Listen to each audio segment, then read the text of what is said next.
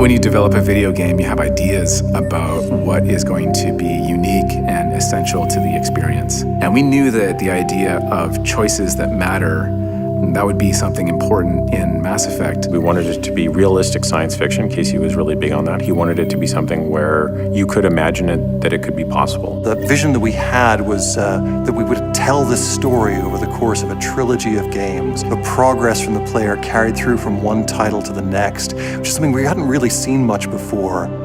The heart of Mass Effect is humanity. Stories that are science fiction stories, but are human stories and are relatable stories and touch people. I mean, Mass Effect was special because it was the big space opera that I always wanted to play in, with spaceships and aliens and big battles. It was everything that I loved growing up in video game form. Everywhere I've traveled, I can see the N7 hoodie with the stripe and sort of take pride in all different people from different creeds and colors are wearing this merchandise that directly reflects my own blood, sweat, and tears that went into it, and that is super rewarding.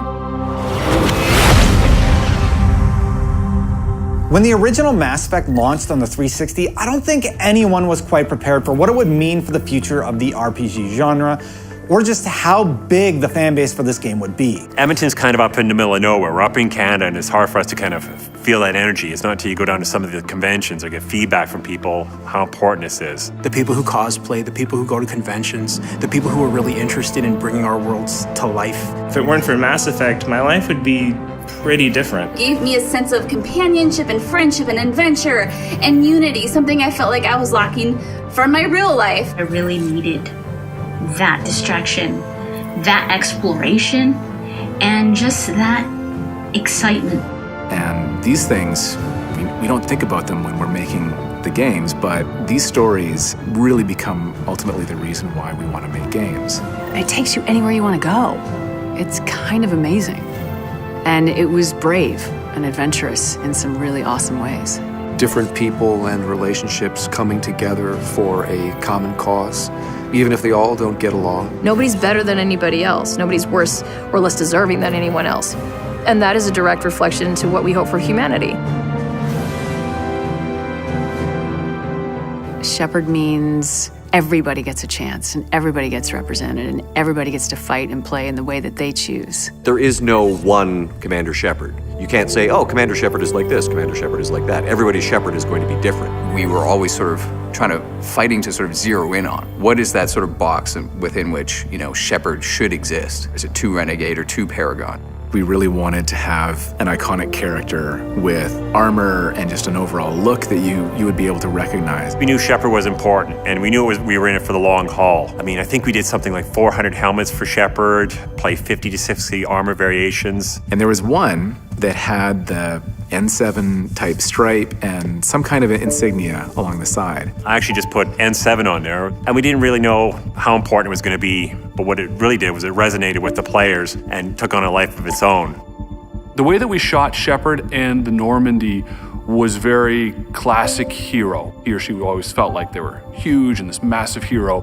When it came to the Normandy, we used to try to shoot it like a car commercial. We designed the ship to look like a Concorde, but when we were actually doing the painting of it, we based it more on American muscle cars. So I had SST on there, and that wasn't gonna work. So I approached writing, and he came back with this, SSV. I go, so the Normandy's coming along, it's flying through space, and all of a sudden Saren's evil ship comes and you have to evade it. Well, that's not gonna work, is it? So then we end up coming up with SR1, writing came up with that, and it turned out really well.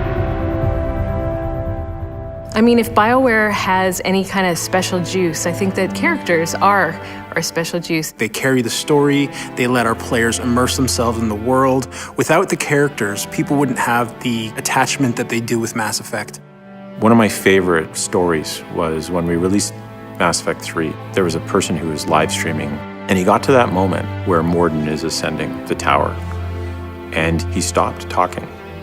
He just stopped cold. I don't think he was ready or prepared for that character to go away. We call these characters your virtual friends. And for some people, they are more meaningful as entities than the mere experiences that they have with them.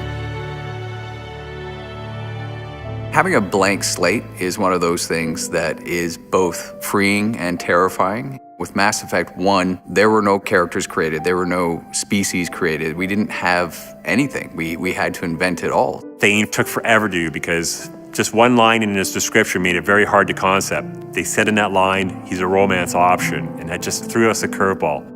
Plus also, everybody found out we were basing him off a fish, which not many people think of a fish as a romance option. Romances are some of the most difficult scenes to work on. How do you make out with a Turian without, razor blading your face off? The approach that we all took with it is they're people first, romance is second. One of the gifts that I think I was given was being able to write our first gay squad mate for male Shepard.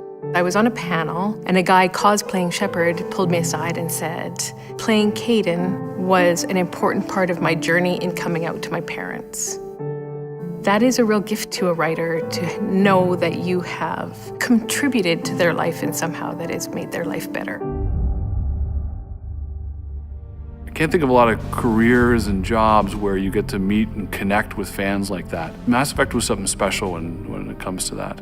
We started off with a grand vision, and as we went through, it was amazing to see all of those dreams actually fulfilled. It really is an honor to have worked on something that has touched so many people's lives.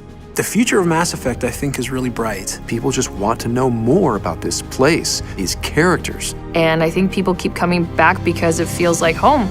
We just love the idea of creating worlds and letting people continue to enjoy the worlds that we create. Seeing this universe just continue to expand has just been an amazing experience and something I'll never forget. And I hope, our fans will never forget it too.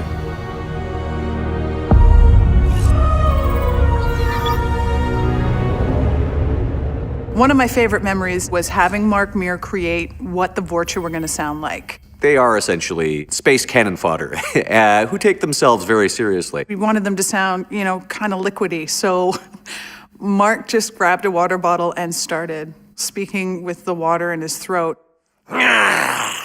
Human! And that's how the Vorcha came to be.